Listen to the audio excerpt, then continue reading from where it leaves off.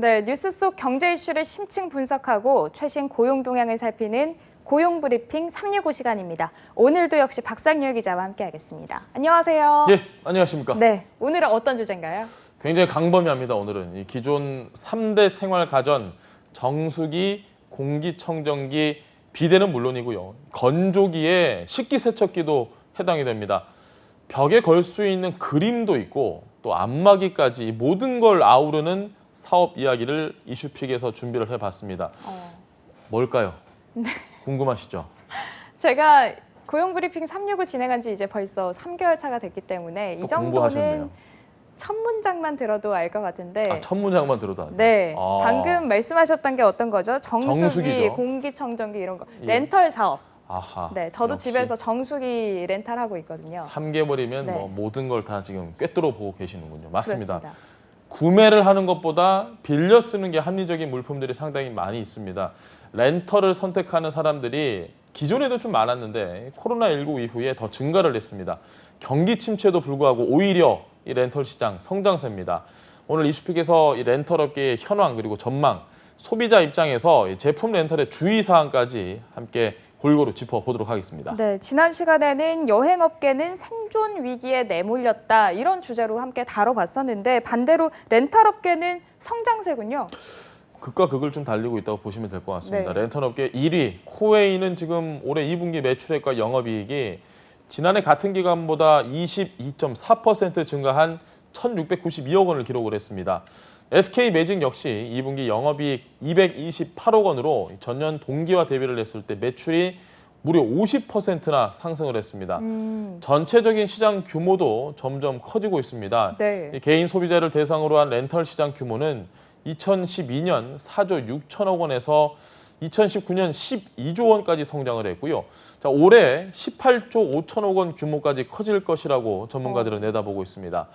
단순하게 좀 계산을 해보면 국민 4명 가운데 1명이 지금 렌털을 이용하고 있다 이런 답이 나오는데 기업 간의 렌털 시장까지 합하면 시장 규모는 40조 원 정도 될 것으로 추정이 됩니다. 네, 그런데 이 렌탈 사업이 사실 그 가전제품에만 한정이 돼 있었는데 아까 말씀하신 거 들어보니까 뭐 그림도 있고요. 되게 다양해졌어요. 그렇습니다. 지금 한국인의 일상은 이제 렌털로 시작해서 렌털로 마무리된다 이런 말까지 나오고 있습니다. 물론 좀 비약이 있긴 하지만 네. 그 정도로 지금 굉장히 렌털이 선풍적인 인기를 끌고 있는데 경험 제공형 렌털 비중도 커졌습니다. 뭐 안마 의자, 캠핑용품, 뭐 디지털 피아노 같이 초기에는 좀 너무 비싸서 사기가 조금 부담이 됐던 것도 이제는 소비자들이 목돈 없이 기기를 체험을 해볼 수 있는 그런 서비스입니다. 말씀하신 것처럼 예술 작품에도 지금 렌털 개념이 도입이 돼서 그림 렌털 업체가 소비자의 집 분위기에 맞춰서 미술 작품을 3개월 단위로 대여해주는 그런 서비스까지 나왔습니다. 네, 이렇게 이 서비스 품목이 다양화됐다라는 거는 이런 렌탈 서비스를 이용하는 소비자들도 굉장히 많아졌다라는 의미인 것 같은데 그런데 저희가 계속해서 이야기를 하는 게 코로나 때문에 이 성장세가 과연 지속될 수 있을까? 어떻게 보세요? 아무래도 본인께서도 뭐 돈이 조금 없을 때는 목돈 지출하기 꺼려지잖아요. 그렇죠. 예, 그러다 보니까 렌털도 마찬가지입니다. 불황일수록 목돈 들어가는 소비는 매달 조금씩 나눠 하는 렌털보다는 확실히 조금은 좀 지양하게 되는 편입니다. 무엇보다도 앞으로 이 렌털 산업은 커질 수밖에 없는 구조입니다. 1인 가구 증가 그리고 고령화, 인구 구조가 굉장히 많이 변하고 있죠. 저성장 고착화까지 맞물려서 이 코로나19까지 지금 겹치게 된 상황입니다. 네. 위생과 청결에 대한 소비자들의 관심이 커졌습니다. 그렇기 때문에 이 관련해서 신가전 렌털도 늘어났습니다. 또 최근 렌털 산업은 한국을 벗어나서 아시아권으로 영향력을 좀 키워서 신한류 형성하고 있다 이렇게 생각하시면 됩니다. 네, 이 정수기 같은 경우는 보면은 우리나라처럼 이렇게 렌털 서비스가 발달한 곳이 없다고 하는데 그래서 해외로도 진출을 굉장히 많이 한다고요? 가정에 뭐 렌털 쓰시는 분들 많을 것 같습니다. 정수기 같은 경우에 제품 설치부터 유지하고 또 청소해주는 관리까지 모든 걸 책임지는 차별화된 한국형 렌털 서비스를 앞세워서 지금 다양한 국가로 진출을 했습니다. 코웨이 같은 경우로 보면 올해 글로벌 시장 매출액만 2,255억 원으로 역대 최고치를 기록을 했습니다. 자, 이외에도 이미 말레이시아에서는 일부 업체가 한국형 렌털 서비스를 안착을 시키면서 성공적인 해외 진출 사례를 만들어내고 있습니다. 네, 방금 말씀하셨던 그 매출액만 봐도 코로나에 전혀 영향을 받지 않는구나 이런 게 느껴지는데 그만큼 사실 렌털 업체들의 경쟁도 굉장히 더 치열해질 것 같은데요. 네, 그렇죠. 뭐 돈 되는 사업에 당연히 투자를 더 해야 되는 것처럼 실적 좋은 렌털 시장 놓칠 리가 없습니다. 시장에 새롭게 출사표를 던지는 기업도 속속 늘어나면서 전체적인 시장 규모도 더 확대되고 있습니다. 현재 한국렌털협회가 추산하는 국내 렌털 업체는 2만 5천여 개인데요. 여기에 새로운 먹거리를 향해서 대기업과 통신 기업까지 렌털 시장에 뛰어들면서 지금 경쟁이 더 뜨거워졌습니다. 특히 이 삼성전자 같은 경우로 보면 공식적으로 부인을 하고 있습니다. 하지만 꾸준히 렌털 사업 진출설이 제기가 되면서 업계에 굉장히 큰 주목을 받고 있습니다. 네, 이렇게 업체들 경쟁이 치열해지면 사실 소비자 입장에서는 더 다양한 제품을 경쟁력 있는 가격에 만날 수 있지 않을까 이런 기대도 하게 되거든요. 경쟁이 붙으면 아무래도 가격도 싸지거나 제품력도 높아지겠죠. 네. 업체 간의 경쟁이 치열해지면서 서비스도 다양해지고 있습니다. 이 렌털 산업의 경우에는 한 번 물건을 팔고 끝나는 게 아닙니다. 계속 서비스를 제공해 받기 때문에 누가 더 고객에게 맞춤형 서비스를 제공하느냐 이 부분이 굉장히 중요해질 것으로 보입니다.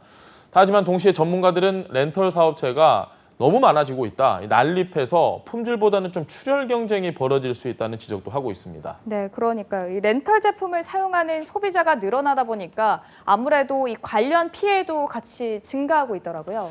정수기 얘기를 좀 해볼까요? 대표적인 렌털 상품이니까 이 경우를 보면 지난 2015년부터 지난해까지 한국 소비자원에 접수된 정수기 관련 피해 구제 신청 건수 모두 2,490건이었습니다. 네. 설명과 다른 계약 조건을 적용을 하거나 사은품을 지급하겠다 약속을 해놓고 지급을 하지 않는 등 계약 내용 불이행 관련 내용이 가장 많았습니다. 그리고 소비자의 중도 해지 요구 시 사업자가 위약금 외에 할인 반환금, 등록비, 철거비 온갖 돈을 다 붙여서 굉장히 과다한 비용을 요구해서 발생하는 만큼 이 꼼꼼한 확인 반드시 해보셔야 될 것 같습니다. 네, 말씀하신 것처럼 피해 사례도 굉장히 다양한 것 같은데 새로운 렌털 서비스를 알아보다가도 사실 위약금 때문에 망설여지는 경우가 있잖아요.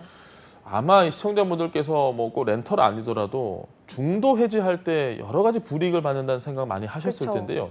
지금 이 중도 해지를 렌털 서비스 역시 중도 해지를 할 경우에는 위약금을 물어야 됩니다. 남은 렌털비의 최소 30%에서 많게는 절반까지도 돈을 내라 이렇게 요구를 하는 경우가 많은데요. 자, 일부 업체 같은 경우는 이 위약금에 아까 말씀드린다시피 제품 수거비, 거기에 또 등록비 이런 것까지 요구를 하니까 참 곤란한 상황이 많습니다. 하지만 소비자 분쟁 해결 기준에 따르면 의무 사용 기간이 1년이 넘는 렌털의 경우에는 업체에서 받을 수 있는 위약금은 남은 기간 렌털 요금의 10%입니다. 이 부분 잘 기억을 하셔야 될 것 같습니다. 네. 의무 사용 기간이 1년이 안 되면 위약금을 더 많이 떼기도 하지만 보통 1년 이하의 계약은 하지 않는다는 점 기억하시면 될 것 같습니다. 네, 계약 조건도 잘 살펴보고 선택하셔서 피해보는 일 없도록 하시길 바라고요. 자, 다음은 유용한 경제 용어만을 쏙쏙 골라서 소개하는 뉴워드 시간이죠. 자, 오늘은 어떤 단어인가요? 운동하시는 분들은 이 용어가 굉장히 익숙하실 겁니다. 어떤 거? 덤벨 경제 관련 용어인데요. 이게 원래는 아령의 일종이죠. 저희가 이렇게 네. 드는 이 덤벨에서 파생된 용어인데 운동이나 건강 이렇게 체력 관리에 대한 관심이 증가하면서 관련 시장이 급격히 성장하는 경제 현상을 뜻합니다. 요즘 주 52시간 근무제 도입된 곳 많고요. 또 일과 삶의 균형을 추구하는 워라밸이 확산되면서 이 덤벨 경제 시장이 더 커지고 있습니다. 네. 소비 트렌드 변화에 따라 헬스, 홈 트레이닝, 요가 등 각종 스포츠를 비롯해 운동을 보조하는 식품도 호황을 누리고 있습니다. 글로벌 시장 조사 기관에 따르면 세계 단백질 식품 시장은 연평균 성장률 12.3%로 고성장하는 추세라고 합니다. 네, 그렇군요. 이 덤벨 경제까지 함께 짚어봤는데요. 앞으로 렌털 서비스의 영역과 규모의 확장 속도는 더욱 빨라질 것으로 예상됩니다. 더 안정적인 산업 성장을 위해서는 소비자 불편 최소화를 위한 서비스의 진화도 뒷받침돼야겠죠. 자, 오늘도 박상률 기자와 함께했습니다. 고맙습니다. 네, 감사합니다. 네. 지금까지 고용브리핑 365였습니다.